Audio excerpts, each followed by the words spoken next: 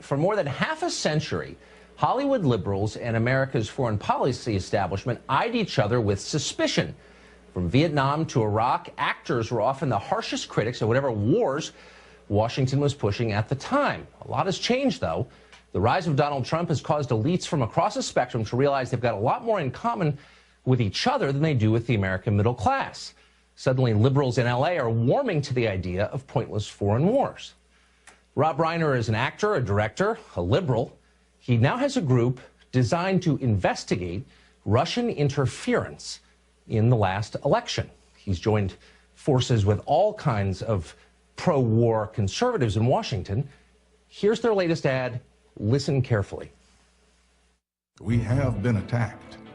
We are at war. The free world is counting on us for leadership.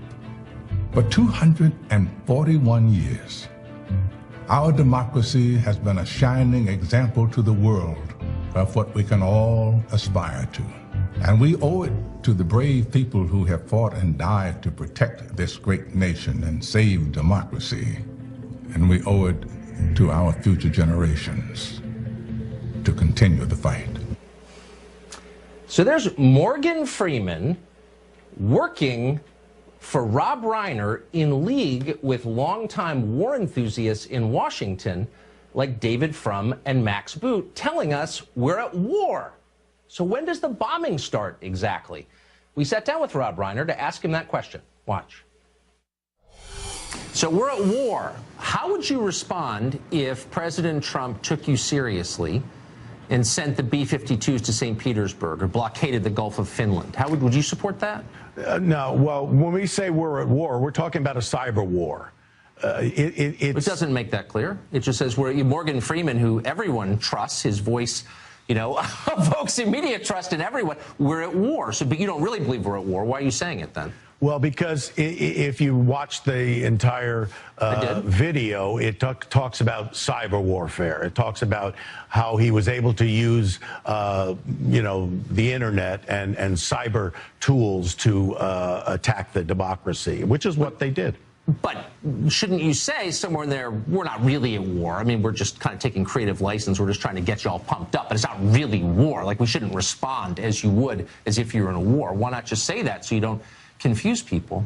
Well, I'd say if you watch the whole video, I did. You wouldn't be confused about it. I mean, the thing that I've always felt is that, you know, people don't really understand the capacity for cyber warfare beyond the obvious stuff of, you know, hacking into people's computers or using the internet. You know, Facebook, we now find out, you know, that they were using Facebook to push out certain kind of propaganda. Propaganda's been around forever. I mean, you know, from Leni Riefenstahl on. So we've had plenty of propaganda. Oh, I've noticed. Right.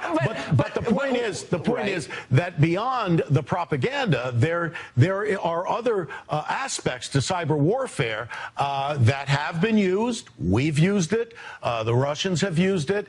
And we have to make people aware of the capacity of this cyber warfare beyond sowing distrust and confusion in democratic societies. Right. I mean, a couple of things. First, you've allied yourself with people like Max Boot and David Frum, who have long advocated for real wars, hot wars. Both of them were big advocates of the war in Iraq, predicated on the idea that Saddam had weapons of mass destruction. I think you made a movie actually on that subject that's coming out later this month, taking the other side.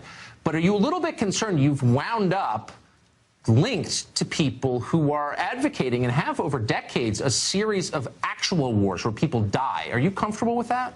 Well, we have people from on all sides. I mean, there's Norm Ornstein. We have James Clapper, who is the director of national intelligence.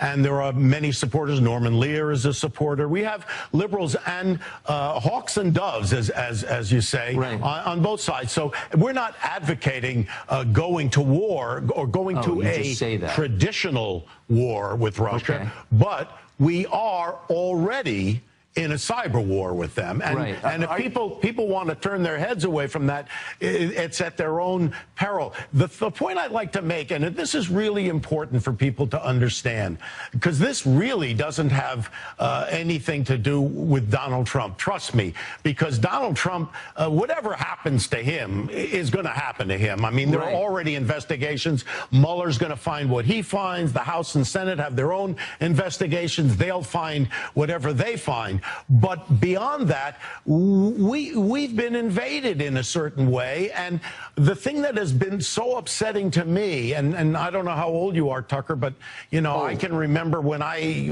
had to hide under a desk during the Cold War in the 50s because we were worried that we were going to get attacked, you know, by a nuclear bomb. And whenever the country has been attacked in one way or another, whether it was Pearl Harbor or 9/11, we've always come together as a country to defend ourselves against foreign enemies, you know. And this is the first time, because I think we're so divided as a country, and we know we are. Well, but maybe here's part of the reason. No, but here's maybe part of the reason, because it's so. Perhaps this is. I agree with you. We are very divided, and maybe this is one of the reasons. A lot of this is deeply disingenuous. Anyone who looks at cyber warfare will tell you, any honest person will say, the Chinese military is the primary culprit in the United States. Hacked into the White House not that long ago, into the computer system there, into almost every federal agency. Nobody said anything. You guys in Hollywood sell your movies in China. You bow to the imperatives of their propaganda and censorship office. You change your movies to suit them. And yet no one says we're at war with China. And I wonder why. So you're sucking up to this regime that has actually broken in and stolen industrial and military secrets that hurt this country. You say nothing until Hillary Clinton loses, and all of a sudden we're at war with Russia. Can you see why some of us are saying, well, wait a second, Rob Reiner, where were you with China? Why are you selling your movies over there? Fair question? I'm not giving China a free pass here. Oh, of course you are. Well, I mean, of course you guys in Hollywood sell your movies there, and you allow their censorship office to change your movies in order to make money. Yeah, so well, they're breaking don't personally do that, because I don't. Come on, everybody who sells a movie in China does that. You know that. I mean, let's stop. You know what I mean? Kind of BSing a little bit. I mean, that's real, right? Yeah, but you know, here's the difference. The difference, Tucker, is that you know, the Chinese have done some stuff. We've done stuff. We've done stuff way worse too. And every side so you does can't really judge, but we're going to judge Russia because why? Okay, but I'm just saying, like, this doesn't make sense. Not letting me make a point here. Go ahead. You're not really. You know, we know about Stuxnet. We know the capacity for cyber warfare. It's not just about hacking into computers and stealing information. It's about using that information and weaponizing it in some way. Now, you can weaponize it in propaganda, which it has been done in this way, or it can be actually weaponized in a physical way to disrupt power plants, water supplies, and so on. Right. The Russians have done that in the Ukraine. We, like I say, Stuxnet, we did that in Iran. This is not a surprise. The point is, we're now at this point where we have to understand the capacity here so that we can put in place the kinds of measures we need very quickly to defend ourselves and protect ourselves. You didn't. I agree with everything you just said. I let you explain. I love that you agreed with that. You didn't answer my question, which is... What was the question? The question is, if China is a bigger violator in the United States than Russia, and I think everyone agrees that it is, why are they not in your movie? Well, but China has not insinuated themselves directly into our democratic process, into our elections. Are you being serious? Of course they have. I mean, they've stolen information directly from the U.S. government, from our political figures, from the Pentagon, from CIA, from the White House. If they're not in our political system, then I don't understand what the definition is. I didn't say that they weren't in the political system. Of course they are.